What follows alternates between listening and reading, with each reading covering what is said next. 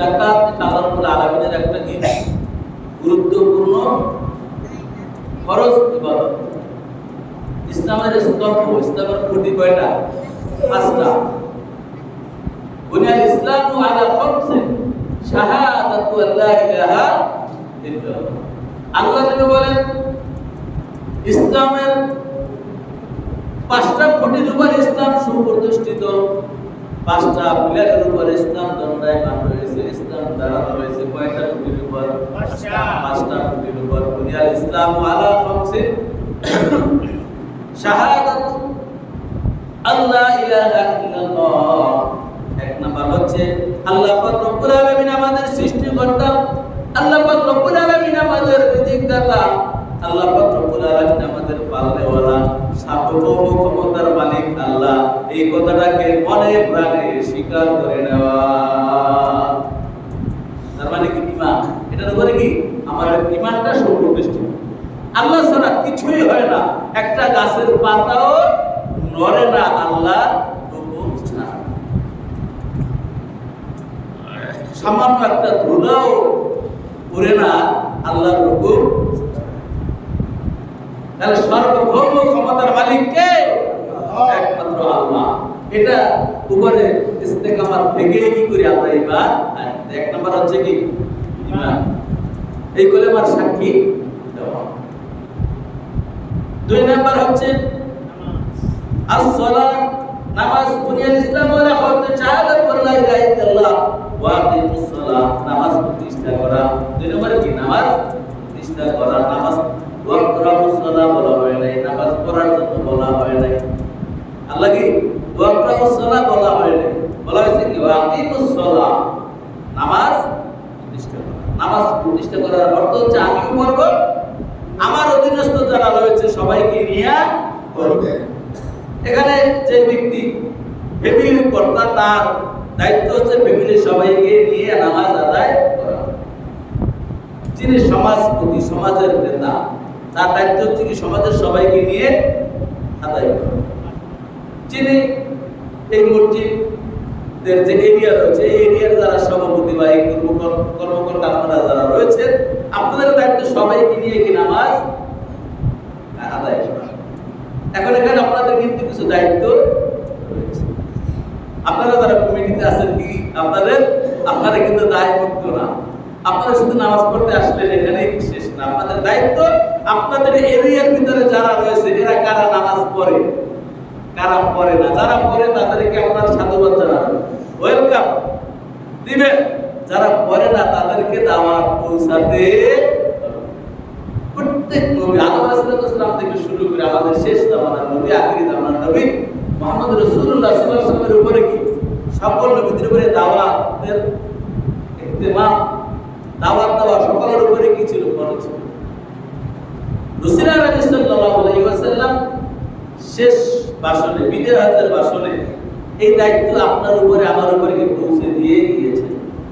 আল্লাহ বলেছেন বাল্লিগু আন্নী ওয়ালাউ আয়া, আমার পক্ষ থেকে একটি কথা, একটি শব্দ, একটি হাদিস তোমার কাছে যদি পৌঁছে, তোমার দায়িত্ব হয়েছে সেই দায়িত্ব কি করা? আরেকজনের কাছে পৌঁছে দেওয়া। তাহলে দায়িত্ব কি আমাদের সকলের উপরে। দাওয়াতি কাজ করা, দাওয়াতি মেহনত করা আমাদের সকলের দায়িত্ব। তবে এই কমিটিতে যারা রয়েছে তাদের দায়িত্বটা বেশি। তাদের এই এরিয়ার ভিতরে যারা রয়েছে কে দাওয়াত জামাতে আসলো, কে আসলো না, খোঁজ খবর নিতে হবে।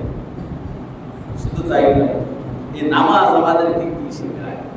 যে ব্যক্তি ৫ ওয়াক্ত নামাজ মসজিদে আসলো, ওই ব্যক্তির খোঁজ খবর কি আমরা নিয়মিত নিতে পারি? এর ব্যক্তির কি হয়? এর মাধ্যমে ভ্রাতৃত্ব বন্ধন, ভালোবাসার সৃষ্টি হয়।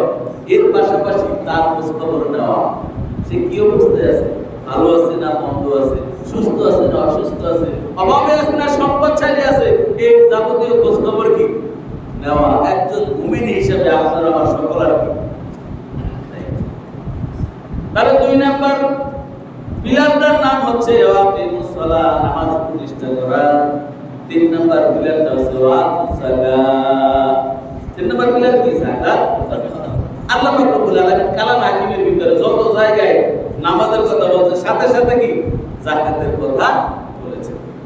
তার মানে বুঝা গেল নামাজ হচ্ছে শারীরিক ইবাদত, আর যাকাত হচ্ছে সম্পদের ইবাদত। আপনাকে আল্লাহ জান দিয়েছে, মালও দিয়েছে। জানের যেরকম ইবাদত রয়েছে, মালেরও তদ্রূপ ইবাদত রয়েছে। তাহলে জানের ইবাদত হচ্ছে নামাজ নিয়মিত আদায় করা, আর মালের ইবাদত হচ্ছে যাকাত প্রদান। এরপরে আল্লাহ রব্বুল আলামিন বলেন, ওয়াল হাজ্জু, যদি তোমার সামর্থ্য থাকে তাহলে তুমি কি করবে? হজ আদায় করবে। জীবনে একবার হলেও হজ আদায় করা কি ফরজ, বারবার না। হজ হলো কয়বার? একবার। এরপরে একবার যদি যায়, নবীদের রওজায় যায়, আল্লাহর খানায় বা জিয়ারত করে, তারপরে কি তার মন চায় আরো বারবার যায়।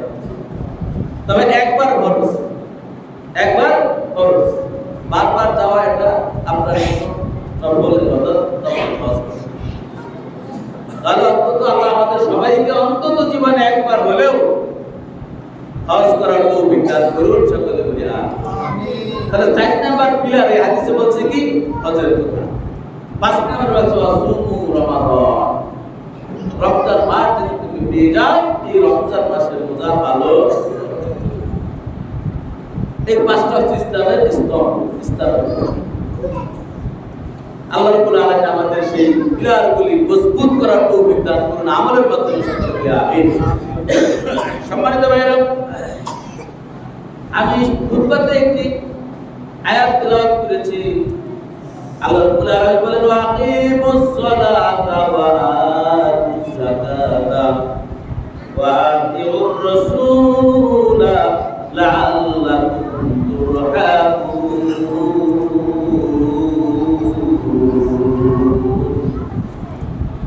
আল্লাহ রাব্বুল আলামিন সূরা নূরের 56 নম্বর আয়াত, আল্লাহ রাব্বুল আলামিন আমাদেরকে নসিহত করতেছে, ও দুনিয়ার মানুষেরা, তোমরা যারা ঈমান এনেছো, ঈমানদারদেরকে আল্লাহ রাব্বুল আলামিন লক্ষ্য করে বলেন, ওয়াকিমুস সালাত, তোমরা নামাজ প্রতিষ্ঠা করো, তোমরা নামাজ কায়েম করো। নামাজ কি করতে হবে? কায়েম করতে হবে, নামাজ প্রতিষ্ঠা করতে হবে। ওয়াতুজ যাকাত, পাশাপাশি আল্লাহ বলেন তোমরা যাকাত প্রদান করবে। নামাজ প্রতিষ্ঠা করবেন, পাশাপাশি কি করবে? যাকাত দিবে। যাদের উপরে আল্লাহ সামর্থ্য দিয়েছে, এই সামর্থ্যের শতকরা 2.5 টাকা হিসেবে যাকাত প্রদান করবে। যাদের সামর্থ্য আল্লাহ দিয়েছে কি করবে? শতকরা 2.5 টাকা, 100 টাকা 2.5 টাকা হিসেবে যাকাত প্রদান করতে হবে। এটা কি ইসলামের আরেকটা স্তম্ভ, একটা পিলার। এটা আমাদের উপরে নৈতিক দায়িত্ব, ফরজ। এটা বছরে একবার, কয়বার? বছর। হজ জীবনে একবার, নামাজ দৈনিক 5 বার, রোজা মাসে বছরে 1 মাস, যাকাত বছরে একবার, ঈমান সার্বক্ষণিক। তাহলে 5টা পিলার পাইলাম আমরা। ঈমান কতক্ষণ? সার্বক্ষণিক আমাদেরকে ঈমানের হালতে থাকতে হবে, এটা আমাদের নৈতিক দায়িত্ব। নামাজ দৈনিক 5 বার, এরপরে নফল আপনি যত আদায় করেন সেটার কোনো হিসাব নাই, এটা আপনার ইচ্ছা। এরপরে হজ জীবনে একবার, যাকাত বছরে একবার, আর রোজা বছরে 1 মাস। আল্লাহ আমাদের তৌফিক দান করুন। সম্মানিত ভাইরা, তাহলে যাকাত শব্দের অর্থ হচ্ছে বৃদ্ধি পাওয়া। যাকির অর্থ কি? বৃদ্ধি পাওয়া। অর্থাৎ যাকাত দেওয়ার মাধ্যমে মানুষের সম্পদ কি কমে না, বরং আল্লাহ বাড়িয়ে দেন। যিনি হিসাব করে ঠিকমতো যাকাত দিবে, ওই ব্যক্তির সম্পদ কমবে না, বাড়িয়ে দেবেন কে? অন্য রাওয়ায়াতে আছে যাকাত হচ্ছে পবিত্রতা। যাকাত অর্থ কি? পবিত্রতা। তো মানুষ যখন শরীরে কোনো নোংরা বা ময়লা লাগে, তখন কি করে মানুষ? গোসল করে, পবিত্রতা অর্জন করে। আর আপনার সম্পদের ভিতরে কিছু সন্দেহযুক্ত সম্পদ এসে যেতে পারে। এটাকে পবিত্র করার জন্য সম্পদের তো ধুইলে কাজ হবে না, সাবান ছোট দিয়ে ধুইলে কাজ হবে না। ওটাকে আপনি এই যাকাত দিয়ে ওটাকে পবিত্র করবেন, আপনার মালগুলি পবিত্র করবেন। এক্ষেত্রে যাকাতের আরেক অর্থ হচ্ছে কি পবিত্রতা অর্জন, অর্থাৎ আপনি যাকাত দিয়ে আপনার বাকি সকল সম্পদের আপনি কি করলেন পবিত্রতা অর্জন করে নিলেন।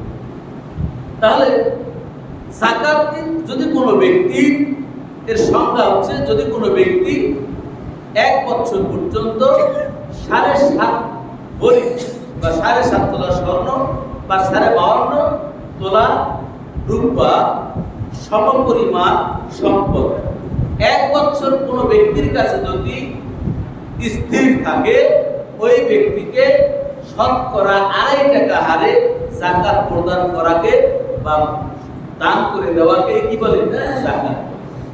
কোনো ব্যক্তির কাছে যদি 7.5 ভরি স্বর্ণ অথবা 52 ভরি রূপা অথবা এই পরিমাণ সম্পদ যদি কোনো ব্যক্তির কাছে 1 বছর থাকে, তাহলে ওই ব্যক্তিকে কি করতে হবে, ওইটা হিসাব করে যত অ্যামাউন্ট হয় শতকরা 2.5 টাকা হারে তাকে যাকাত দিতে হবে। এটা আল্লাহ রাব্বুল আলামিনের আরেকটা কি বিধান, ইসলামের আরেকটা স্তম্ভ, আরেকটা বিধান।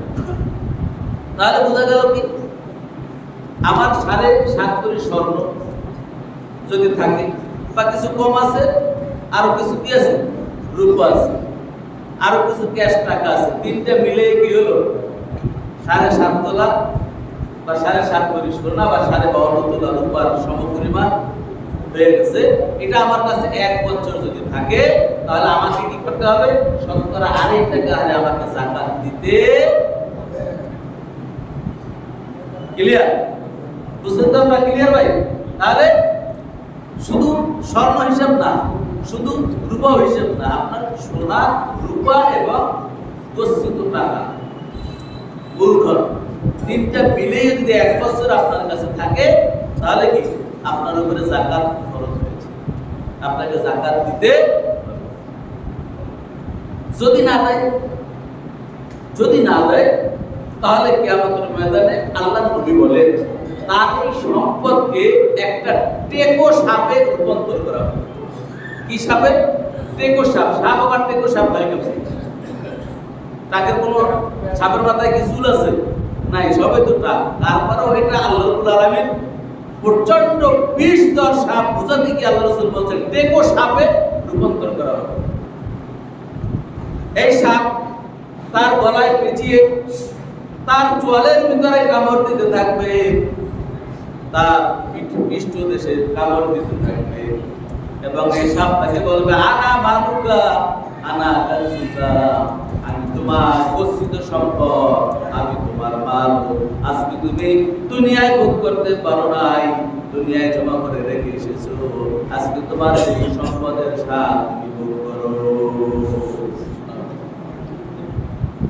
টেকো সাপে রূপান্তর করা হবে। এটা কি করবে? গিরিবাদ এসে তার গলায় পেঁচিয়ে ধরে তার চোয়ালের ভিতরে কামড়াবে, তার পৃষ্ঠ দেশে কামড়াবে আর বলবে আমি তোমার গচ্ছিত সম্পদ, যেই সম্পদের তুমি যাকাত দাও নাই, দান সৎকার করো নাই, জমা করে রেখেছো, কিন্তু হারায় ফুরিয়ে গিয়েছে, চলে এসেছো কোথায়? কবরে, ভোগ করতে পারো না। এখন কি করো? যে সম্পদের স্বাদ ভোগ করো, আযাব করো। আল্লাহ রাব্বুল আলামিন আমাদের সবাইকে হেফাজত করুন বলি আমিন। সবাই করে। তাহলে এই যাকাত কি বছরে একবার? এখন আমরা রোজার মাসে দেই, ঠিক কি না? রোজার মাস কিন্তু শর্ত না, শর্ত হচ্ছে 1 বছর পূর্ণ হওয়া। এটা যদি আপনার জানুয়ারি টু জানুয়ারি হয়, তাহলে তখনই কি খরচ। যদি আরবি মাসে ধরি, মুহররম টু মুহররম, সফর টু সফর, রবিউল আউয়াল টু রবিউল আউয়াল, এরকম মাস টু মাস, অর্থাৎ পুরো 1 বছর যখনই হবে তখনই কি আপনাকে যাকাত দিতে হবে। এখন মনে করেন আপনার জিলকত মাসে বা শাবান মাস, রমজানের পরে শাওয়াল মাসে আপনার কি 1 বছর পূর্ণ হবে, বা আরো 1 বছর জিলকতে আপনার কি 1 বছর পূর্ণ হবে, বা জিলহজে 1 বছর পূর্ণ হবে। আপনি চিন্তা করলেন রোজার মাসে দান করলে কি সওয়াব কম না বেশি? হ্যাঁ, কেমন বেশি? আল্লাহর নবী বলছেন যদি কোনো ব্যক্তি 1 টাকা দান করে ওই ব্যক্তির কি পরিমাণ হবে? একটা নফল ইবাদত করলে কয়টা? একটা ফরজের সমান সওয়াব। আর একটা ফরজ ইবাদত করলে 70টা ফরজের সওয়াব সর্বনিম্ন। বরং আরো আল্লাহ রব্বুল আলামিন কোরআন আয়াতে বলছেন যে সাবু সানাবিলা 700 পর্যন্ত আল্লাহ কি করে? বৃদ্ধি করে। আল্লাহ রব্বুল আলামিন সরাসরি বলেছেন একটা দানা, একটা শস্য বললে কি হয়? একটা গাছ হয়। কি করে? একটা গাছ হয়। ওই গাছ থেকে কি আরো 7টা শীষ বের হয়। প্রত্যেকটা শীষে যদি 100 করে দানা হয় তাহলে কতগুলো হয়? 700 দানা। তাহলে 1 টাকা দিলে কয় টাকা? 700 টাকা। বরং আরো কি বেগয় হিসাব আরো বেশি দিবেন আল্লাহ। তাহলে রমজান মাসে দিলে সওয়াব বেশি। এই জন্য কি আমি 2 মাস আগে দিলাম বা 3 মাস আগে দিয়ে দিলাম, কিন্তু পিছনেরটা ব্যাক করা যাবে না। হ্যাঁ, আবার আপনি 1 বছর পুরো হয়েছে, আপনি হিসাব করে রাখলেন যে সওয়াব যেহেতু রমজানে বেশি, আপনি রমজানে দিবেন, তখন দিয়ে দিতে পারবেন। কিন্তু আপনার মুহররম মাসে কি 1 বছর পূর্ণ হয়েছে, আপনি যাকাত দেন না, আপনি হিসাব করেন না, আপনি হিসাব করেন রমজানে। রমজান আসার আগেই মালাকুল মউত এসে আপনাকে সালাম দিয়ে নিয়ে গেছে, তাহলে আপনি কি আসামি হইয়া ওই যে সাপ, দেখো সাপ শাস্তির জন্য কি বসে আছে। অতএব 1 বছর হলেই আমাকে হিসাব করে যাকাতের সম্পদটা আলাদা করে। আর এই যাকাতটা হচ্ছে গরিবের হক। যার হক তার কাছে গিয়ে পৌঁছে দিতে হয় না ওনাকে আইসে নিতে হয়? বলেন তো, হিসাবটা বলেন তো। যার হক তার কাছে পৌঁছে দিতে হয়। তাহলে যাকাত মানে হচ্ছে কি, যিনি যাকাত প্রাপ্য তার কাছে গিয়ে পৌঁছে দেওয়া। কিন্তু আমাদের সমাজে কি সেটা হয়? আমাদের সমাজে কি হয়? হিসাব তো করেই না। যাকাত এই যে 50 লক্ষ টাকা, টাকা দিয়ে 50,000 টাকার শাড়ি কিনে। যাকাতের শাড়ি বলতে কোনো শাড়ি আছে? যাকাতের লুঙ্গি বলতে কোনো লুঙ্গি আছে? নাই। বরং আপনি তাকে যেটা দিবেন সেটা ভালো দেওয়া উচিত। উনি এটা যাতে করতে পারেন, উনি করলে কি ওনার অন্তরটা তৃপ্ত হবে না, পরিতৃপ্ত হবে না? এটাই হচ্ছে কি দোয়া, এটাই হচ্ছে দোয়া, এটাই আপনার সওয়াবের একমাত্র উপকরণ, সওয়াবের একমাত্র মাধ্যম এটা। কিন্তু আমরা কি করি? যাকাতের অর্থাৎ সবচাইতে কম দামের যে মালটা সেটাকে কি যাকাতের কাপড় বলে বিক্রি করা হয়, এবং সেটা কিনে আইনে কি করে 2 সেটে ছিটিয়ে দেয় আর ক্যামেরায় উড়ায় প্রচার করে অমুকে এত লুঙ্গি দান করে যাকাত। এটা যাকাতের উদ্দেশ্য নয়। যাকাতের উদ্দেশ্য হচ্ছে আল্লাহ নবী বলেছেন তুমি এরকম করে যাকাত দাও, একজনকে যাকাত দাও যাতে করে আগামী বছর ওই ব্যক্তি যাকাত দিতে পারে। কি ওই ব্যক্তি যাতে যাকাত দিতে পারে। আপনার একটা অটো চালায় একজন, ঋণ কইরা অটো চালাইতেছে, ঋণগ্রস্ত, অনেক সময় ভাড়া আনে, ভাড়ার টাকাও হয় না, এরকম হয় না অনেক সময়। অটোর যে ভাড়া সারাদিনে রোজার মাস ওই টাকাও ভাড়া হয় না, ওই ব্যক্তিকে অনেক কষ্ট পোহাইতে হয়। বা অটোর ভাড়া দিতে গিয়া সন্তানের জন্য কিছু খাবার কিনে আনা তার পক্ষে সম্ভব হয় না। আপনি কি করেন? তাকে একটা অটো কিনে দেন। ওই ব্যক্তি 1 বছর পরে কি করতে পারবে? আরেকজন আরে যাকাত দিতে পারবে। কিন্তু আমাদের সমাজে কি করে? এই যে যাকাতের লুঙ্গি দেয়, যেটা দিয়ে কি যাকাতের লুঙ্গি, যাকাতের শাড়ি দেওয়া হয়, যেটা 1 মাসও করতে পারে না, 15 দিন পরলেই কি তেরা মতো হয়ে যায়, ওটা দিয়ে কি ঘর মোছা লাগে। অর্থাৎ এটাও কি শয়তানের একটা চক্রান্ত। গরিব যারা আছে আরো গরিব থাকুক, আর তোর টাকা এত দিবি কি, আর কম দে, বেশি পরিমাণে কি লুঙ্গি দে, বেশি পরিমাণে শাড়ি দে, মানুষ দেখবে না, তুই তো দিছ। আর ওই ব্যক্তি মনে মনে ভাবে যে না মাশাআল্লাহ অনেক কিছু দিছি, আমি কি করলাম? আল্লাহরে ঠকাইয়া দিলাম। যাক পাইছে কি 50 লক্ষ, 1 লাখ টাকার কি শাড়ি কিনে বিলাই দিলাম, হাজার হাজার মানুষ দেখছে। আল্লাহরে কি 49 লাখ টাকা ঠকাই দিলাম। আসলে সম্পদ দেওয়ার মালিক কে? আল্লাহ। আমরা কেউ নিয়ে আসছি? কেউ নিয়ে আসি নাই, আল্লাহ আমাদেরকে দিয়েছেন। আবার এই হিসাব কে নিবেন? আল্লাহ। কিয়ামতের ময়দানে আল্লাহ পাক রব্বুল আলামিন আপনাকে আমাকে বলবে কিতাবাকা কাফা বিনাফসিকা ইয়াউমা আলাইকা হাসিবা, পাঠ করো তোমার আমল, কি করেছো তোমার জীবনে, কি আমল করেছো, সব রেকর্ড তুমি কি করো আমার দরবারে পেশ করো। আল্লাহর দরবারে আমার সকল কাজের রেকর্ড কি পেশ করা লাগে। 5 ওয়াক্ত নামাজ পড়ছিল, 5 ওয়াক্ত পড়ছি কিনা আল্লাহর কাছে রেকর্ড দিতে হবে। রমজান মাস 1 মাস রোজা ফরজ ছিল, আদায় করছি কিনা আল্লাহর কাছে রেকর্ড দিতে হবে। যাকাত ফরজ হয়েছিল, হিসাব করে দিয়েছি কিনা আল্লাহর কাছে রেকর্ড দিতে হবে। প্রত্যেকটা কাজের হিসাব আল্লাহর কাছে দিতে হবে। ওই দিন কি আমরা ধরা খেয়ে যাবো। এখন যদিও মনে মনে ভাবি যে 50 লক্ষ টাকা যাকাত আইছে, দিলাম 1 লাখ, 49 লাখ টাকা কি করলাম, আল্লাহরে ঠকাইলাম। কিন্তু আসলে কি আল্লাহরে ঠকানো যায়? যায় না। কিয়ামতের ময়দানে আল্লাহ ঠিকই বদলা নিয়ে সমানিত ভাই। তাহলে কি আমরা যাকাত কি করব? আমাদের সমাজে অনেক লোক আছে, যেই লোকটা মানুষের সকলের সাথে মিলেমিশে চলে, অথচ তার ফ্যামিলির অবস্থা খুব খারাপ। সে একবেলা আনে, একবেলা খায়, একবেলা না খেয়েও কাটায়, কিন্তু তারপরেও মানুষের কাছে বলে না, মানুষের কাছে চায় না। আপনার আমার দায়িত্ব ওই ব্যক্তিকে খোঁজ খবর নিয়ে তাকে দেওয়ার ব্যবস্থা করা। এমনও কিছু লোক আছে তারা কি যাকাত নিবে না, যাকাত দিতেও চায় না, কিন্তু সে যাকাত খাওয়ার উপযোগী। আমাদের আত্মীয় স্বজনের ভিতরে এরকম আছে না? আছে, আমরা জানি। এখন আপনি কি আপনার যত টাকা যাকাত আসছে আপনি কি করেন, এখান থেকে একটা অ্যামাউন্ট তাকে বলেন যে ভাই বা বন্ধু তুমি কি করো, এই টাকাটা রাখো, এটা দিয়ে কি করো, হাদিয়া, তুমি তোমার সংসারের প্রয়োজনে ব্যয় করো। আপনি জানেন এই ব্যক্তি যাকাত খাওয়ার উপযোগী, আপনি কি করলেন, তারা ছোট করলেন না, তারা বললেন কি হাদিয়া তুমি তোমার প্রয়োজনে ব্যয় করো। আল্লাহ নবী বলেন ওই ব্যক্তির সওয়াবটা কিরকম হবে, তার সওয়াবটা হবে যাকাত দেওয়ার সওয়াব, পাশাপাশি আত্মীয়তার সম্পর্ক রক্ষা করার সওয়াব, ডাবল সওয়াব। সুবহানাল্লাহ।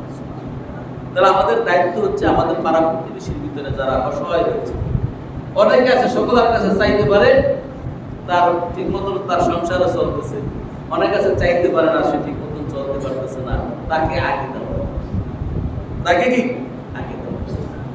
এই জন্য যাকাত যার তার কাছে পৌঁছে দেওয়া আমাদের দায়িত্ব। তাহলে যাকাত কার উপরে ফরজ, কতটুকু সম্পদ আমরা পাইলাম তো, 7.5 তোলা বা 52 তোলা রূপা বা এই পরিমাণ সম্পদ যদি কোনো ব্যক্তির কাছে 1 বছর অতিবাহিত হয়, 1 বছর থাকে, তাহলে তার উপরে কি 2.5 টাকা হারে যাকাত দিতে। আর যাকাত আমরা অসহায় মানুষকে কি সমহারে বন্টন করে দেব। সম্মানিত ভাইরা, আমরা জানি ইসলামের প্রথম খলিফা আবু বকর সিদ্দিক রাদিয়াল্লাহু তাআলা তিনি সবচাইতে নরম মনের মানুষ ছিলেন। আল্লাহর নবী বলেন আরহামু উম্মতি বি উম্মতি আবু বকর রাদিয়াল্লাহু তাআলা। অর্থাৎ আমার উম্মতের ভিতরে সবচাইতে নরম মনের মানুষকে আবু বকর সিদ্দিক রাদিয়াল্লাহু তাআলা। যে আবু বকর সিদ্দিক রাদিয়াল্লাহু তাআলা যখন খলিফা নিযুক্ত হলেন, তখন আবু বকর রাদিয়াল্লাহু তাআলা বলেন আমার নবীজির জীবদ্দশায় যেই ব্যক্তি একটা বকরির বাচ্চা যাকাত দিয়েছে, ওই ব্যক্তি যদি একটা উটের বা একটা বকরির বাচ্চা যাকাত দিতে অস্বীকার করে, আমি আবু বকর সিদ্দিক রাদিয়াল্লাহু তাআলা তার বিরুদ্ধে জিহাদ ঘোষণা করলাম। যে ব্যক্তি এত নরম মনের মানুষ, ওই ব্যক্তি কি বলছে, যে ব্যক্তি আল্লাহর রাসূলকে একটা বকরির বাচ্চা যাকাত দিতে, কিন্তু সেটাও যদি এখন লুকোচুরি করে সেটাও না দেয়, তার বিরুদ্ধে কি করবো, জিহাদ ঘোষণা করবো, যুদ্ধ করবো তার বিরুদ্ধে। অতএব সাহাবারা বলিয়া হে আমিরুল মুমিনিন, আপনি সে তো মুসলমান, তার বিরুদ্ধে জিহাদ করবেন? আমি বলছি না, আমি মুমিনের বিরুদ্ধে জিহাদ করবো না, সে দিন পালন করবে না, এই জন্য কি করবো, তার বিরুদ্ধে জিহাদ ঘোষণা, অর্থাৎ তাকে দিন পালন করানোর জন্য যুদ্ধ করবো। তাহলে যাকাতটা কত বড় গুরুত্বপূর্ণ একটা ইবাদত, এর জন্য আমাদের হিসাব করে যাকাত দিতে হবে। সম্মানিত ভাইরা, বুখারী শরীফের 1395 নম্বর হাদিস। এখানে আবু হুরায়রা রাদিয়াল্লাহু তাআলা বলেন, এক বেদুইন ব্যক্তি, অনেক ব্যক্তি রাসূল আলাইহিস সালামকে এসে বলে, ইয়া রাসূলুল্লাহ, ইয়া হাবিবাল্লাহ, আমাকে কিছু নসিহত করুন। রাসূল আলাইহিস সালাম বলছেন, তুমি তুশরিকু বিহি শাইআ, তুমি কি করবে? আল্লাহর ইবাদত করবে, আর কি করবে না, আল্লাহর সাথে কাউকে অংশীদার করবে না, শিরক করবে না। ওয়াকিমুস সালাহ, নামাজ প্রতিষ্ঠা করবে, তোমার উপরে যে নামাজগুলি ফরজ হয়েছে সেটাকে যথাযথভাবে আদায় করবে। ওয়াতুস যাকাত, যাকাত প্রদান করবে। ওয়াসুম রমাদান, রমজানের রোজা পালন করবে। আল হাজ্জু, সামর্থ্য থাকলে হজ আদায় করবে। তো এই বিধানগুলি তুমি কি করবে? আদায় করবে। এটাই হচ্ছে তোমার উপরে আমার নসিহত। ওই ব্যক্তি দাঁড়িয়ে গেল, বলে, ইয়া রাসূলুল্লাহ, ইয়া হাবিবাল্লাহ, যেই রবের হাতে, যেই সত্তার হাতে আমার প্রাণ, সেই সত্তার শপথ করে বলছি, আপনি আমাকে যেই নসিহত করেছেন, এই নসিহত থেকে এক অংশ কমাবো না, একটু আমি বাড়াবো না, যথাযথভাবে আমি আদায় করব।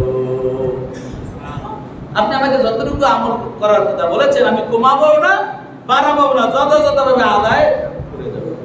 রাসূল আরবি সাল্লাল্লাহু আলাইহি ওয়াসাল্লাম বলেন, ও সাহাবারা, তোমরা কি জান্নাতি ব্যক্তি দেখে আনন্দ পেতে চাও? সকলে বলে, ইয়া রাসূলুল্লাহ, ইয়া হাবিবাল্লাহ, হ্যাঁ। রাসূল আরবি সাল্লাল্লাহু আলাইহি ওয়াসাল্লাম বলেন, এই ব্যক্তি যে ওয়াদা করেছে, ওই ব্যক্তি যদি এই ওয়াদার উপরে ইস্তেকামাত থাকে, তাহলে ওই ব্যক্তি নিশ্চিত জান্নাতি। ওই ব্যক্তি নিশ্চিত জান্নাতি। অতএব তোমরা তাকে দেখে আনন্দ উপভোগ করতে পারো। তাহলে এখানেও কি যাকাতের কথা পরিষ্কার করে বলা হয়েছে। এজন্য আমাদেরকে যাকাত আদায় করতে হবে। সম্মানিত ভাইরা, যাকাতের পাশাপাশি রমজানে আরেকটা আছে কি? সাদকা, অর্থাৎ সাদকাতুল ফিতর। সাদকাতুল ফিতর এটা হচ্ছে আমরা যে রোজা পালন করি, এই রোজা পালনের ভিতরে অনেক সময় ত্রুটি বিচ্যুতি হয়ে যায় না? এই ত্রুটি বিচ্যুতি থেকে বাঁচার জন্য এই সাদকাতুল ফিতর ওয়াজিব করা হয়েছে। এখন এটা ত্রুটি বিচ্যুতি তো ধনী গরিব সকলেরই হয়, কি বলেন? এই জন্য কোনো মুফাসসিরগণ বলেছেন, মুহাদ্দিসগণ বলেছেন যে সকলকেই সাদকাতুল ফিতর দিতে হবে। আবার কোন মুহাদ্দিস বা ফকিহগণ বলেছেন যে যাদের উপরে সম্পদ যাদের রয়েছে, অর্থাৎ ঈদুল ফিতরের দিন যে ব্যক্তির কি এই ৭.৫ তোলা বা ৫২ তোলা রূপা বা সমপরিমাণ সম্পদের মালিক ওই দিন থাকে, তার উপরে কি করতে হবে? সাদকাতুল ফিতর দিতে হবে। আর ওই দিন যে ব্যক্তি, যে সন্তানটা ভূমিষ্ঠ হবে, তারও কি করতে হবে? সাদকাতুল ফিতর দিতে হবে। এবং এখানে সকলের কি দিতে হবে? তবে পরিবারের যিনি কর্তা, উনি সকলের পক্ষ থেকে আদায় করে দিলে সকলের আবার আদায় হয়ে যাবে। তাহলে সাদকাতুল ফিতর আমরা কি, যেহেতু আমাদের সকলের ত্রুটি বিচ্যুতি হতে পারে, আমাদের সকলকেই দিতে হবে। এখানে দুইটা রিওয়ায়াত রয়েছে। তবে এখানে কেউ কেউ বলেছেন যারা অসহায় গরিব, ওই ব্যক্তি সে কি করবে? তার সাদকাতুল ফিতরটা তার সন্তানকে দিল, সন্তান তার আরেকজনকে দিল, এভাবে করে কি করতে পারে? এই সওয়াবের দাবিদার, সওয়াবের মালিক হয়ে যেতে পারে। তারা নিজেরা ইয়ে করে তারা কি করলো? পরের দিন ঈদের দিন কি করলো? ঈদের সামানা কিনে তারা সবাই মিলে যদি খায়, তারপরে তাদেরকে সাদকা আদায় হয়ে যায়। তবে সাদকাতুল ফিতর এটা আমাদের জন্য কি ওয়াজিব? যাদের সম্পদ রয়েছে আমাদের সকলের উপরে ওয়াজিব। এখানে সর্বনিম্ন হয়েছে ১১০ টাকা। আমাদের ইসলাম ফাউন্ডেশন থেকে ঘোষণা আসছে সর্বনিম্ন কি ১১০ টাকা, আর সর্বোচ্চ হচ্ছে ২৮৮০ টাকা। অর্থাৎ এখানে বিভিন্ন ৩.৫ কেজি বা ৩.৫ কেজি বিভিন্ন উপরে কি এরকম মাপ রয়েছে। আবসা, একসা, খেজুর, পনির বা জব, আটা, এইগুলির উপরে মূলত আল্লাহ রাসূল কি করেছেন? ফিতরা নির্ধারণ করেছেন এই মালের উপরে, সম্পদের উপরে। অর্থাৎ এখন আমরা কেউ অনেকে দেখা যায় যে আপনি অনেকগুলা, সবাই যদি আমরা কেউ কোনো ব্যক্তিকে আটা দেয়, অনেকগুলো আটা হয়ে গেছে, কিন্তু ওটাতে খাবে কি দিয়ে সেটা তো দরকার। এই জন্য বিভিন্ন ওলামায়ে কেরাম বিভিন্নভাবে মত দিয়েছেন যে না, টাকা দিয়ে আদায় করা যাবে, টাকা দিলে ওই ব্যক্তির উপকার হবে। তাহলে আমরা টাকা দিয়েও দিতে পারি আর আমরা সম্পদ দিয়েও দিতে পারি। তাহলে আমার যে যার যেরকম সামর্থ্য সে ওই অনুযায়ী দিবে।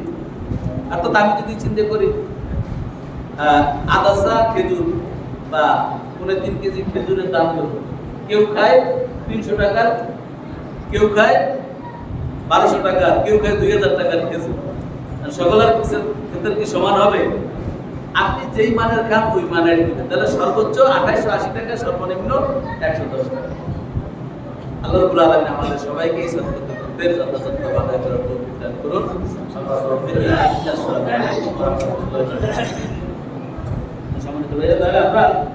আরেকটা বিষয় রয়েছে, আগামী জুমার আগেই আরেকটা বিষয় আছে আমাদের, সেটা হলো ইন্তেকাফ। এটা যদি আগামী জুমায় আলোচনা করবো, কিন্তু তার আগেই কি ইন্তেকাফের সময় চলে আসবে। এই জন্য আমি একটু বলি, আপনারা যারা ইন্তেকাফে বসবেন, অর্থাৎ এই সমাজের যে কোনো ব্যক্তি একজন বা দুইজন যদি আদায় করে সবাই কি দায় মুক্ত হয়ে যাবে। যদি কেউ না বসে সকলেই গুনাহগার হবে, সমাজের সবাই কি গুনাহগার হবে। এই জন্য আমাদের কি ইতিকাফে বসার জন্য সিদ্ধান্ত আগেই নিতে হবে। কারণ 21 রোজা, 20 রোজার পরে 21 রোজার সূর্য অস্তের আগেই মসজিদে উপস্থিত হতে হবে, অর্থাৎ আগামী জুমার আগেই। অর্থাৎ এখানে আমাদের সিদ্ধান্ত নিতে হবে কে কে বসবেন, বা যদি কেউ বসতে না চায় কাউকে আমাদের দায়িত্ব এড়ানোর জন্য হলেও কাউকে বসানো বা আমাদের বসা। যাকাত আল্লাহ রাব্বুল আলামিনের একটা কি গুরুত্বপূর্ণ ফরজ ইবাদত। ইসলামের স্তম্ভ, ইসলামের খুঁটি কয়টা? 5টা। বুনিয়াল ইসলামু আলা খামসিন, শাহাদাতু আল্লা ইলাহা ইল্লাল্লাহ। আল্লাহ নবী বলেন ইসলামের 5টা খুঁটির উপর ইসলাম সুপ্রতিষ্ঠিত, 5টা পিলারের উপর ইসলাম দণ্ডায়মান রয়েছে। ইসলাম দাঁড়ানো রয়েছে কয়টা খুঁটির উপর? 5টা খুঁটির উপর। বুনিয়াল ইসলামু আলা খামসিন, শাহাদাতু আল্লা ইলাহা ইল্লাল্লাহ। 1 নাম্বার হচ্ছে আল্লাহ পাক রব্বুল আলামিন আমাদের সৃষ্টিকর্তা, আল্লাহ পাক রব্বুল আলামিন আমাদের রিজিকদাতা, আল্লাহ পাক রব্বুল আলামিন আমাদের পালনেওয়ালা, সার্বভৌম ক্ষমতার মালিক আল্লাহ। এই কথাটাকে মনে প্রাণে স্বীকার করে নেওয়া, তার মানে কি ঈমান। এটার উপরে কি আমাদের ঈমানটা সুপ্রতিষ্ঠিত। আল্লাহ ছাড়া কিছুই হয় না, একটা গাছের পাতাও নড়ে না আল্লাহ হুকুম ছাড়া। সামান্য একটা ধুলাও উড়ে না আল্লাহর হুকুম। তাহলে সর্বভৌম ক্ষমতার মালিক কে? একমাত্র আল্লাহ। এটা উপরে ইস্তেকামাত থেকে কি করি আমরা ঈমান। 1 নাম্বার হচ্ছে কি ঈমান, এই কলেমার সাক্ষী দেওয়া। 2 নাম্বার হচ্ছে as-সালাত, নামাজ। বুনিয়াল ইসলাম ওয়ালা খামসিন, শাহাদাতু আল্লা ইলাহা ইল্লাল্লাহ ওয়া আকিমুস সালাত, নামাজ প্রতিষ্ঠা করা। 2 নম্বরে কি নামাজ প্রতিষ্ঠা করা। নামাজ ওয়াকরাউস সালাত বলা হয় নাই, নামাজ পড়ার জন্য বলা হয় নাই। আল্লাহ কি ওয়াকরাউস সালাত বলা হয় নাই, বলা হয়েছে কি ওয়া আকিমুস সালাত, নামাজ প্রতিষ্ঠা করা। নামাজ প্রতিষ্ঠা করার অর্থ হচ্ছে আমিও পড়ব, আমার অধীনস্থ যারা রয়েছে সবাইকে নিয়ে করবে। এখানে যে ব্যক্তি ফ্যামিলির কর্তা, তার দায়িত্ব হচ্ছে ফ্যামিলির সবাইকে নিয়ে নামাজ আদায় করা। যিনি সমাজপতি, সমাজের নেতা, তার দায়িত্ব হচ্ছে কি সমাজের সবাইকে নিয়ে আদায় করা। যিনি এই মসজিদের যে এরিয়া রয়েছে, এই এরিয়ার যারা সভাপতি বা এই কর্মকর্তা আপনারা যারা রয়েছে, আপনাদের দায়িত্ব সবাইকে নিয়ে কি নামাজ আদায় করা। এখন এখানে আপনাদের কিন্তু কিছু দায়িত্ব রয়েছে। আপনারা যারা কমিটিতে আছেন কি আপনারা কিন্তু দায় মুক্ত না। আপনারা শুধু নামাজ পড়তে আসলেন এখানেই শেষ না। আপনাদের দায়িত্ব আপনাদের এরিয়ার ভিতরে যারা রয়েছে এরা কারা নামাজ পড়ে, কারা পড়ে না। যারা পড়ে তাদেরকে আপনারা সাধুবাদ জানাবেন, ওয়েলকাম দিবেন। যারা পড়ে না তাদেরকে দাওয়াত পৌঁছাতে প্রত্যেক নবী আদম আলাইহিস সালাম থেকে শুরু করে আমাদের শেষ জামানার নবী, আখিরি জামানার নবী মুহাম্মদ রাসূলুল্লাহ সাল্লাল্লাহু আলাইহি ওয়াসাল্লামের উপরে কি সকল নবীদের উপরে দাওয়াতের ইহতিমাম, দাওয়াত দেওয়া সকলের উপরে কি ছিল? ফরজ ছিল। রাসূল সাল্লাল্লাহু আলাইহি ওয়াসাল্লাম শেষ ভাষণে, বিদায় হজের ভাষণে এই দায়িত্ব আপনার উপরে আমার উপরে পৌঁছে দিয়ে গিয়েছেন। আল্লাহ বলেছেন, বাল্লিগু আন্নী ওয়ালাউ আয়া, আমার পক্ষ থেকে একটি কথা, একটি শব্দ, একটি হাদিস তোমার কাছে যদি পৌঁছে, তোমার দায়িত্ব হয়েছে সেই দায়িত্ব কি করা? আরেকজনের কাছে পৌঁছে দেওয়া। তাহলে দায়িত্ব কি আমাদের সকলের উপরে? দাওয়াতি কাজ করা, দাওয়াতি মেহনত করা আমাদের সকলের দায়িত্ব। তবে এই কমিটিতে যারা রয়েছে তাদের দায়িত্বটা বেশি। তাদের এই কমিটি এরিয়ার ভিতরে যারা রয়েছে, কে দাওয়াত জামাতে আসলো, কি আসলো না, খোঁজ খবর নিতে হবে। শুধু তাই নয়, এই নামাজ আমাদেরকে কি শেখায়? যে ব্যক্তি 5 ওয়াক্ত নামাজ মসজিদে আসলো, ওই ব্যক্তির খোঁজ খবর কি আমরা নিয়মিত নিতে পারি? এর ভিতরে কি হয়? এর মাধ্যমে ভ্রাতৃত্ব বন্ধন, ভালোবাসার সৃষ্টি হয়। এর পাশাপাশি তার খোঁজ খবর নেওয়া, সে কি অবস্থায় আছে, ভালো আছে না মন্দ আছে, সুস্থ আছে না অসুস্থ আছে, অভাবে আছে না সম্পদশালী আছে, এই যাবতীয় খোঁজ খবর কি নেওয়া একজন মুমিন হিসেবে আপনার আমার সকলের কি। তাহলে 2 নাম্বার পিলারটার নাম হচ্ছে ওয়াকিমুস সালাহ, নামাজ প্রতিষ্ঠা করা। 3 নাম্বার পিলারটা হচ্ছে ওয়াতুস যাকাত। 3 নাম্বার পিলার কি? যাকাত। আল্লাহ পাক রব্বুল আলামিন কালাম হাকিমের ভিতরে যত জায়গায় নামাজের কথা বলছে, সাথে সাথে কি যাকাতের কথা বলেছে। তার মানে বুঝা গেল নামাজ হচ্ছে শারীরিক ইবাদত আর যাকাত হচ্ছে সম্পদের ইবাদত। আপনাকে আল্লাহ জান দিয়েছে, মালও দিয়েছে। জানের যেরকম ইবাদত রয়েছে, মালেরও ঠিক তদ্রুপ ইবাদত রয়েছে। তাহলে জানের ইবাদত হচ্ছে নামাজ নিয়মিত আদায় করা, আর মালের ইবাদত হচ্ছে যাকাত প্রদান। এরপরে আল্লাহ পাক রব্বুল আলামিন বলেন, ওয়াল হাজ্জু, যদি তোমার সামর্থ্য থাকে তাহলে তুমি কি করবে? হজ আদায় করবে। জীবনে একবার হলেও হজ আদায় করা কি ফরজ, বারবার না। হজ হলো কয়বার? একবার। এরপরে একবার যদি যায়, নবীদের রওজায় যায়, আল্লাহর খানায় দেওয়া জিয়ারত করে, তারপরে কি তার মন চায় আরো বারবার যায়। তবে একবার ফরজ, একবার ফরজ, বারবার যাওয়া এটা আপনার নফল ইবাদত, নফল হজ। তাহলে অন্তত আল্লাহ আমাদের সবাইকে অন্তত জীবনে একবার হলেও হজ করার তৌফিক দান করুন, সকলে বলি আমিন। তাহলে 4 নাম্বার পিলার এই হাদিসে বলছে কি? হজের কথা। 5 নাম্বার বলছে আসুমু রমাদান, রমজান মাস যদি তুমি পেয়ে যাও, এই রমজান মাসের রোজা ভালো। এই 5টা হচ্ছে ইসলামের স্তম্ভ, ইসলামের। আল্লাহ রাব্বুল আলামিন আমাদের সেই পিলারগুলি মজবুত করার তৌফিক দান করুন, আমলের মাধ্যমে সকলে বলি আমিন। সম্মানিত ভাইরা, আমি খুতবাতে একটি আয়াত তেলাওয়াত করেছি। আল্লাহ রাব্বুল আলামিন বলেন, ওয়াকিমুস সালাতা ওয়া আতুজ যাকাতা ওয়া আতিউর রাসূলা লাআল্লাকুম তুরহামুন।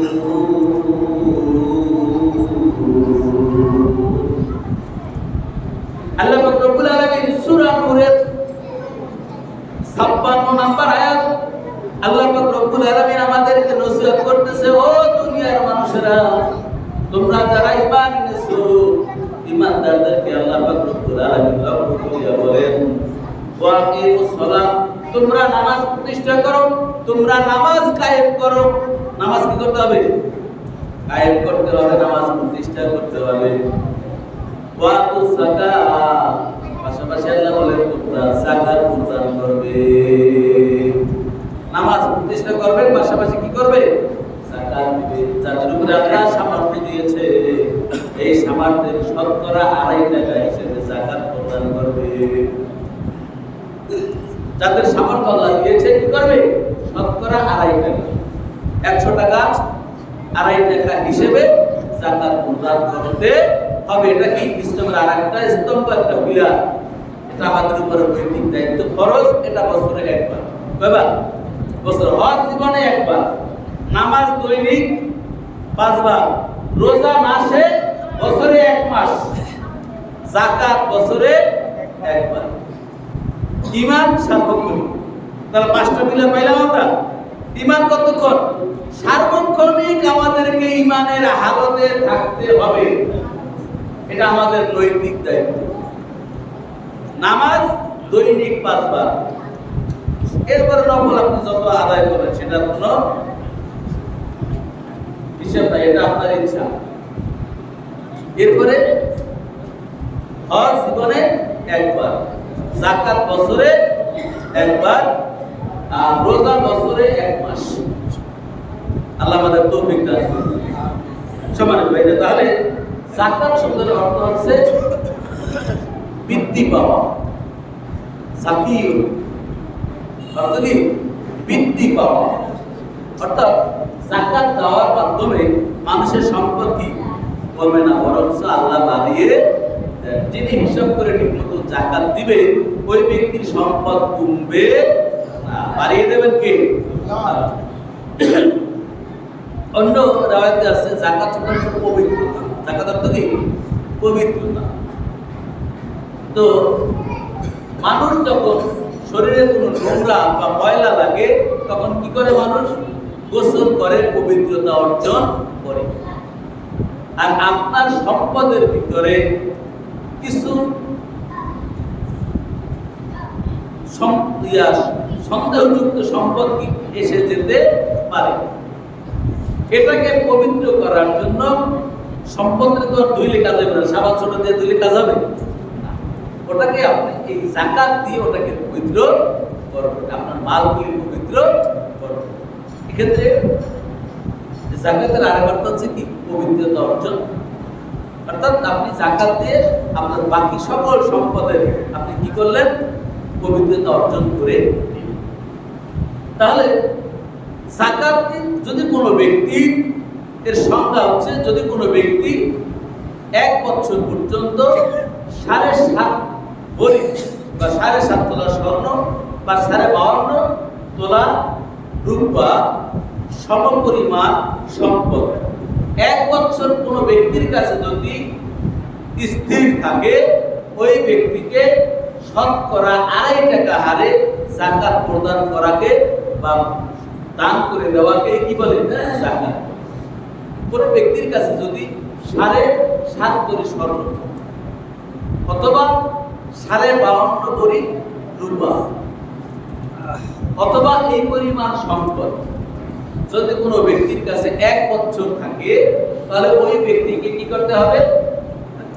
ওইটা হিসাব করে যত অ্যামাউন্ট হয় শতকরা 2.5 টাকা হারে তাকে যাকাত দিতে হবে। এটা আল্লাহ রাব্বুল আলামিনের আরেকটা কি বিধান, ইসলামের আরেকটা স্তম্ভ, আরেকটা বিধান।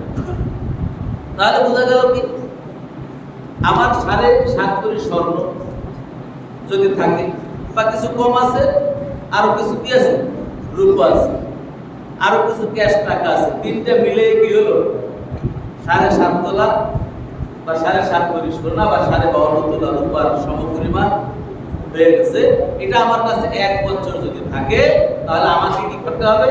শতকরা 2.5 টাকা হারে আমাকে যাকাত দিতে। ক্লিয়ার? বুঝছেন তো আমরা? ক্লিয়ার ভাই? তাহলে শুধু স্বর্ণ হিসাব না, শুধু রূপা হিসাব না, আপনার সোনা, রূপা এবং গচ্ছিত টাকা, মূলধন, তিনটা মিলে যদি 1 বছর আপনার কাছে থাকে, তাহলে কি আপনার উপরে যাকাত খরচ হয়েছে, আপনাকে যাকাত দিতে। যদি না দেয় তাহলে কিয়ামতের ময়দানে আল্লাহ নবী বলেন তার এই সম্পদকে একটা টেকো সাপে রূপান্তর করা হবে। কি সাপে? টেকো সাপ। সাপ আবার টেকো সাপ হয় কেমন? টাকের কোনো সাপের মাথায় কি চুল আছে? নাই, সবে তো টাক। তারপরেও এটা আল্লাহ রাব্বুল আলামিন প্রচন্ড বিষধর সাপ বুঝাতে গিয়ে আল্লাহ রাসূল বলছেন টেকো সাপে রূপান্তর করা হবে। এই সাপ তার গলায় পেঁচিয়ে তার চোয়ালের ভিতরে কামড় দিতে থাকবে, তার পৃষ্ঠ দেশে কামড় দিতে থাকবে, এবং এই সাপ তাকে বলবে আনা মালুকা আনা কানসুকা, আমি তোমার গচ্ছিত সম্পদ, আমি তোমার মাল। আজকে তুমি দুনিয়ায় ভোগ করতে পারো নাই, দুনিয়ায় জমা করে রেখে এসেছো, আজকে তোমার এই সম্পদের স্বাদ তুমি ভোগ করো। দেখো সামনে রূপান্তর করা হবে। এটা কি করবে? গিরিবাদ এসে তার গলায় পেঁচিয়ে ধরে তার সোয়ালের ভিতরে কামড়াবে, তার পৃষ্ঠ দেশে কামড়াবে আর বলবে, আমি তোমার গচ্ছিত সম্পদ। যেই সম্পদের তুমি জাকাত দাও নাই, দান সৎকার করো নাই, জমা করে রেখেছো, কিন্তু হারায় ঘুরিয়ে গিয়েছে, চলে এসেছো কোথায়? কবরে। ভোগ করতে পারো না। এখন কি করো? যে সম্পদের স্বাদ ভোগ করো। আযাব দাও। আল্লাহ রাব্বুল আলামিন আমাদের সবাইকে হেফাজত করুন বলি না সবাই। তাহলে এই যাকাত কি বছরে একবার? এখন আমরা রোজার মাসে দিই, ঠিক কিনা? রোজার মাস কিন্তু শর্ত না, শর্ত হচ্ছে এক বছর পূর্ণ হওয়া। এটা যদি আপনার জানুয়ারি টু জানুয়ারি হয়, তাহলে তখনই কি খরচ। যদি আরবি মাসে দিই, মুহররম টু মুহররম, সফর টু সফর, রবিউল আউয়াল টু রবিউল আউয়াল, এরকম মাস টু মাস, অর্থাৎ পুরো এক বছর যখনই হবে তখনই কি আপনাকে যাকাত দিতে হবে। এখন মনে করেন আপনার জিলকত মাসে বা শাবান মাস, রমজানের পরে শাওয়াল মাসে আপনার কি এক বছর পূর্ণ হবে, বা আরো এক বছর জিলকতে আপনার কি এক বছর পূর্ণ হবে, বা জিলহজে এক বছর পূর্ণ হবে। আপনি চিন্তা করলে রোজার মাসে দান করলে কি সওয়াব কম না বেশি? হ্যাঁ, কেমন বেশি? আল্লাহর নবী বলছেন, যদি কোনো ব্যক্তি 1 টাকা দান করে, ওই ব্যক্তির কি পরিমাণ হবে? একটা নফল ইবাদত করলে কয়টা? একটা ফরজের সমান সওয়াব। আর একটা ফরজ ইবাদত করলে 70টা ফরজের সওয়াব সর্বনিম্ন। বরং আরো আল্লাহ রাব্বুল আলামিন কোরআন আয়াতে বলছেন যে সাবু সানাবিলা, 700 পর্যন্ত আল্লাহ কি করে? বৃদ্ধি করে। আল্লাহ রাব্বুল আলামিন সরাসরি বলেছেন, একটা দানা, একটা শস্য বললে কি হয়? একটা গাছ হয়। কি হয়? একটা গাছ। ওই গাছ থেকে কি আরো 7টা শীষ বের হয়। প্রত্যেকটা শীষে যদি 100 করে দানা হয়, তাহলে কতগুলো হয়? 700 দানা। তাহলে 1 টাকা দিলে কয় টাকা? 700 টাকা। বরং আরো কি হিসাব আরো বেশি দিবেন আল্লাহ। তাহলে রমজান মাসে দিলে সওয়াব বেশি। এই জন্য কি আমি 2 মাস আগে দিলাম বা 3 মাস আগে দিয়ে দিলাম, কিন্তু পিছনেরটা ব্যাক করা যাবে না। হ্যাঁ, আবার আপনি এক বছর পুরো হয়েছে, আপনি হিসাব করে রাখলেন যে সওয়াব যেহেতু রমজানে বেশি, আপনি রমজানে দিবেন, তখন দিয়ে দিতে পারবেন। কিন্তু আপনার মুহররম মাসে কি 1 বছর পূর্ণ হয়েছে, আপনি যাকাত দেন নাই, আপনি হিসাব করেন নাই, আপনি হিসাব করেন রমজানে। রমজান আসার আগেই মালাকুল মউত এসে আপনাকে সালাম দিয়া নিয়ে গেছে, তাহলে আপনি কি আসামি হইয়া ওই যে সাপ, দেখো সাপ শাস্তির জন্য কি বসে আছে। অতএব 1 বছর হলেই আমাকে হিসাব করে যাকাতের সম্পদটা আলাদা করে। আর এই যাকাতটা হচ্ছে গরিবের হক। যার হক তার কাছে গিয়ে পৌঁছে দিতে হয় না ওনাকে আইসে নিতে হয়? বলেন তো, হিসাবটা বলেন তো। যার হক তার কাছে পৌঁছে দিতে হয়। তাহলে যাকাত মানে হচ্ছে কি, যিনি যাকাত প্রাপ্য তার কাছে গিয়ে পৌঁছে দেওয়া। কিন্তু আমাদের সমাজে কি সেটা হয়? আমাদের সমাজে কি হয়? হিসাব তো করেই না। যাকাত দিয়েছে 50 লক্ষ টাকা, টাকা দিয়ে 50,000 টাকার শাড়ি কিনে। যাকাতের শাড়ি বলতে কোনো শাড়ি আছে? যাকাতের লুঙ্গি বলতে কোনো লুঙ্গি আছে? নাই। বরং আপনি তাকে যেটা দিবেন সেটা ভালো দেওয়া উচিত। উনি এটা যাতে পড়তে পারেন, উনি পড়লে কি ওনার অন্তরটা তৃপ্ত হবে না, পরিতৃপ্ত হবে না? এটাই হচ্ছে কি দোয়া, এটাই হচ্ছে দোয়া, এটাই আপনার সওয়াবের একমাত্র উপলব্ধ, সওয়াবের একমাত্র মাধ্যম এটা।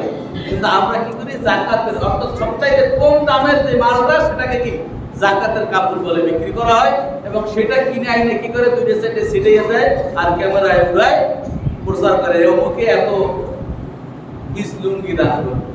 যাকাত এটা যাকাতের উদ্দেশ্য নয়। যাকাতের উদ্দেশ্য হচ্ছে, আল্লাহ নবী বলেছেন, তুমি এরকম করে যাকাত দাও। একজনকে যাকাত দাও যাতে করে আগামী বছর ওই ব্যক্তি যাকাত দিতে পারে। কি ওই ব্যক্তি যাতে যাকাত দিতে পারে। আপনার একটা অটো চালায় একজনে, ঋণ কইরা অটো চালাইতেছে, ঋণগ্রস্ত, অনেক সময় ভাড়া আনে, ভাড়ার টাকাও হয় না, এরকম হয় না অনেক সময়।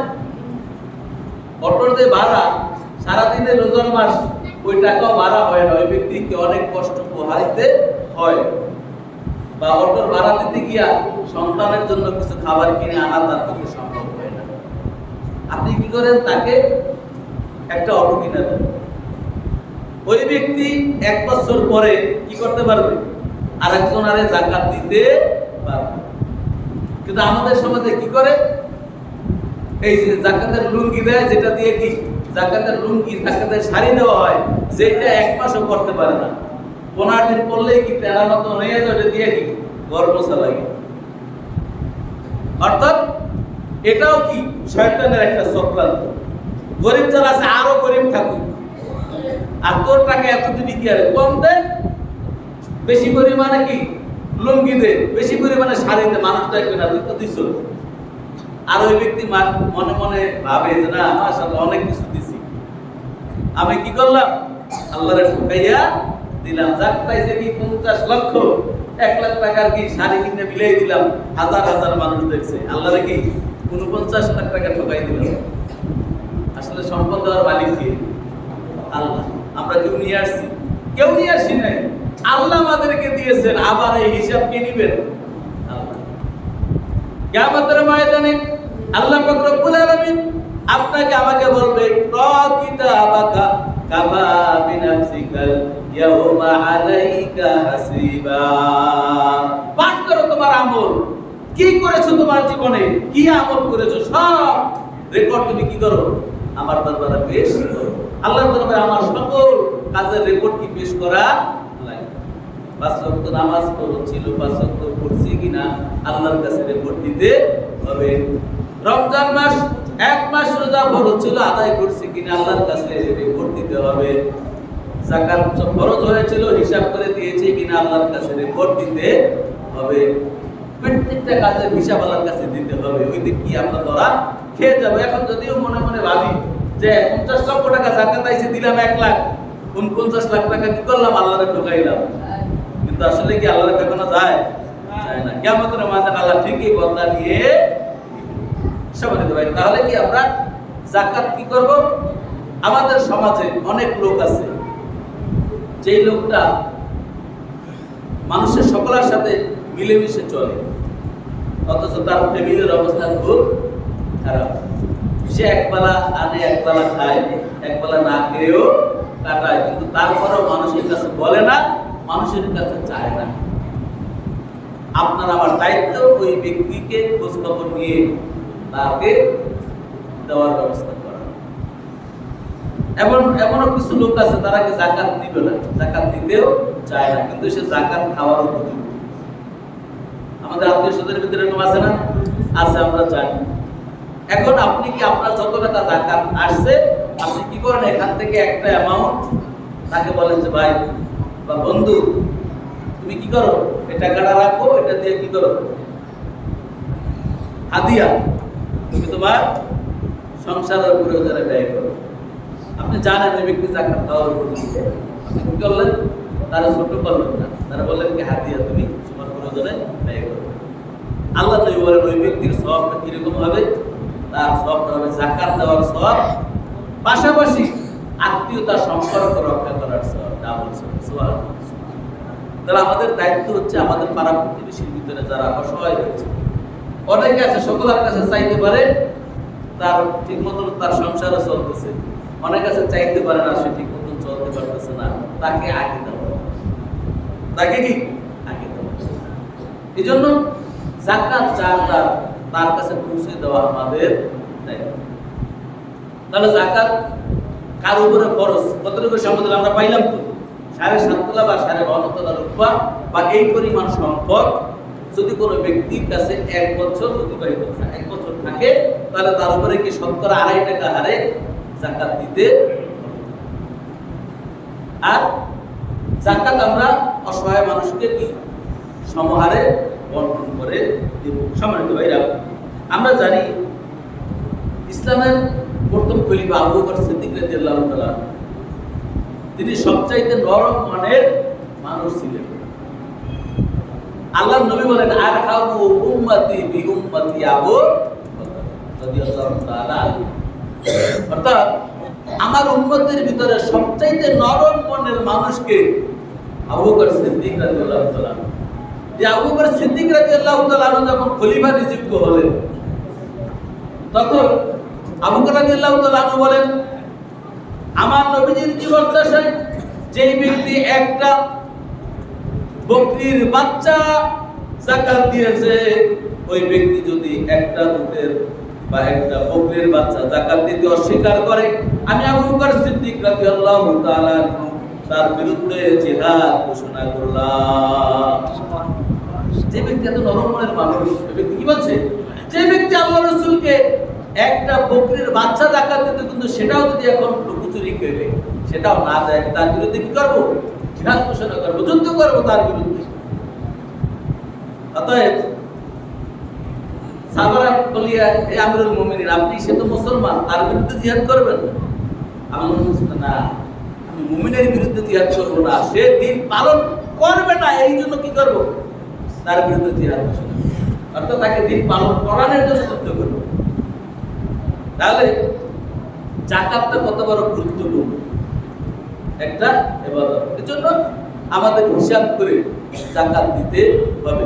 সম্মানিত ভাইরা, বুখারী শরীফের 1395 নম্বর হাদিস, এখানে হযরত আবু হুরায়রা রাদিয়াল্লাহু তাআলা বলেন এক বেদুইন ব্যক্তি অনেক ব্যক্তি রাসূল আলাইহিস সালাম কে এসে বলে, ইয়া রাসূলুল্লাহ, ইয়া হাবিবাল্লাহ, আমাকে কিছু নসিহত করুন। রাসূল আলাইহিস সালাম বলছেন, তুমি তুশরিকু বিহি শাইআ, তুমি কি করবে? আল্লাহর ইবাদত করবে, আর কি করবে না? আল্লাহর সাথে কাউকে অংশীদার করবে না, শিরক করবে না।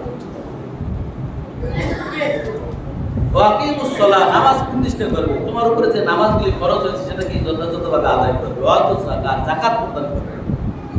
ওয়াসুম রমাদান, রমজানের রোজা পালন করবে। আল হাজ্জুর, সামর্থ্য থাকলে হজ আদায় করবে। তো এই বিধানগুলি তুমি কি করবে? আদায় করবে। এটাই হচ্ছে তোমার উপরে আমার মুসিবত। ওই ব্যক্তি দাঁড়িয়ে গেল, বলে, ইয়া রাসূলুল্লাহ, ইয়া হাবিবাল্লাহ, যেই রবের হাতে, যেই সত্তার হাতে আমার প্রাণ, সেই সত্তার শপথ করে বলছি, আপনি আমাকে যেই নসিহত করেছেন, এই নসিহত থেকে এক অংশ কমাবো না, একটু আমি বাড়াবো না, যথাযথভাবে আমি আদায় করব। আপনি আমাকে যতটুকু আমল করার কথা বলেছেন, আমি কমাবো না, বাড়াবো না, যথাযথভাবে আদায় করে যাব। রাসূল আরবি সাল্লাল্লাহু আলাইহি ওয়াসাল্লাম বলেন, ও সাহাবারা, তোমরা কি জান্নাতি ব্যক্তি দেখে আনন্দ পেতে চাও? সকলে বলে, ইয়া রাসূলুল্লাহ, ইয়া হাবিবাল্লাহ, হ্যাঁ। রাসূল আরবি সাল্লাল্লাহু আলাইহি ওয়াসাল্লাম বলেন, এই ব্যক্তি যে ওয়াদা করেছে, ওই ব্যক্তি যদি এই ওয়াদার উপরে ইস্তেকামাত থাকে, তাহলে ওই ব্যক্তি নিশ্চিত জান্নাতি। তুমি দেখি নিশ্চিত জান্নাতি, অতএব তোমরা তাকে দেখে আনন্দ উপভোগ করতে পারো। তাহলে এখানেও কি যাকাতের কথা পরিষ্কার করে বলা হয়েছে। এজন্য আমাদেরকে যাকাত আদায় করতে হবে। সম্মানিত ভাইরা, যাকাতের পাশাপাশি রমজান আরেকটা আছে কি? সাদকা, অর্থাৎ সাদকাতুল ফিতর। সাদকাতুল ফিতর এটা হচ্ছে আমরা যে রোজা পালন করি, এই রোজা পালনের ভিতরে অনেক সময় ত্রুটি বিচ্যুতি হয়ে যায় না? এই ত্রুটি বিচ্যুতি থেকে বাঁচার জন্য এই সাদকাতুল ফিতর ওয়াজিব করা হয়েছে। এখন এটা ত্রুটি বিচ্যুতি তো ধনী গরিব সকলেরই হয়, কি বলেন? এই জন্য কোনো মুফাসসিরগণ বলেছেন, মুহাদ্দিসগণ বলেছেন যে সকলকেই সাদকাতুল ফিতর দিতে হবে। আবার কোন মুহাদ্দিস বা ফকিহগণ বলেছেন যে যাদের উপরে সম্পদ যাদের রয়েছে, অর্থাৎ ঈদুল ফিতরের দিন যে ব্যক্তির কি এই ৭.৫ তোলা বা ৫২ তোলা রূপা বা সমপরিমাণ সম্পদের মালিক ওই দিন থাকে, তার উপরে কি করতে হবে? সাদকাতুল ফিতর দিতে হবে। আর ওই দিন যে ব্যক্তি যে সন্তানটা ভূমিষ্ঠ হবে তারও কি করতে হবে? সাদকাতুল ফিতর দিতে হবে। এবং এখানে সকলের কি দিতে হবে, তবে পরিবারের যিনি কর্তা উনি সকলের পক্ষ থেকে আদায় করে দিলে সকলের আবার আদায় হয়ে যাবে। তাহলে সাদকাতুল ফিতর আমরা কি, যেহেতু আমাদের সকলের ত্রুটি বিচ্যুতি হতে পারে, আমাদের সকলকেই দিতে হবে। এখানে দুইটা রিওয়ায়াত রয়েছে, তবে এখানে কেউ কেউ বলেছেন যারা অসহায় গরিব ওই ব্যক্তি সে কি করবে, তার সাদকাতুল ফিতরটা তার সন্তানকে দিল, সন্তান তার আরেকজনকে দিল, এভাবে করে কি করতে পারে, এই সওয়াবের দাবিদার, সওয়াবের মালিক হয়ে যেতে পারে। তারা নিজেরা ইয়ে করে তারা কি করলো, পরের দিন ঈদের দিন কি করলো, ঈদের সামানা কিনে তারা সবাই মিলে যদি খায়, তারপরে তাদেরকে সাদকা আদায় হয়ে যায়। তবে সাদকাতুল ফিতর এটা আমাদের জন্য কি ওয়াজিব, তাদের সম্পদ রয়েছে আমাদের সকলের উপরে ওয়াজিব। এখানে সর্বনিম্ন হয়েছে 110 টাকা। আমাদের ইসলাম ফাউন্ডেশন থেকে ঘোষণা আসছে সর্বনিম্ন কি 110 টাকা, আর সর্বোচ্চ হচ্ছে 2880 টাকা। অর্থাৎ এখানে বিভিন্ন 3.5 কেজি বা 3.5 কেজি বিভিন্ন যারা কিছু করে কি এরকম মাপ রয়েছে, আদসা একসা, খেজুর, পনির বা জব, আটা, এইগুলির উপরে মূলত আল্লাহ রাসূল কি করেছেন, ফিতরা নির্ধারণ করেছেন, এই মালের উপরে, সম্পদের উপরে। অর্থাৎ এখন আমরা কেউ অনেকে দেখা যায় যে আপনি অনেকগুলা, সবাই যদি আমরা কেউ কোনো ব্যক্তিকে আটা দেয়, অনেকগুলো আটা হয়ে গেছে, কিন্তু ওটাতে খাবে কি দিয়ে সেটা তো দরকার। সেই জন্য বিভিন্ন ওলামায়ে কেরাম বিভিন্নভাবে মত দিয়েছেন যে না, টাকা দিয়ে আদায় করা যাবে, টাকা দিলে ওই ব্যক্তির উপকার হবে। তাহলে আমরা টাকা দিয়েও দিতে পারি আর আমরা সম্পদ দিয়েও দিতে পারি। তাহলে আমার যে যার যেরকম সামর্থ্য সে ওই অনুযায়ী দিবে। অর্থাৎ আমি যদি চিন্তা করি আদাসা খেজুর বা 3.5 কেজি খেজুরের দাম কত, কেউ খায় 300 টাকার, কেউ খায় 1200 টাকা, কেউ খায় 2000 টাকার খেজুর, সকলের ক্ষেত্রে কি সমান হবে? আপনি যেই মানের খান ওই মানের দিবেন। তাহলে সর্বোচ্চ 2880 টাকা, সর্বনিম্ন 110 টাকা। আল্লাহ রাব্বুল আলামিন আমাদের সবাইকে এই সাদকাতুল ফিতর যথাযথ আদায় করার তৌফিক দান করুন।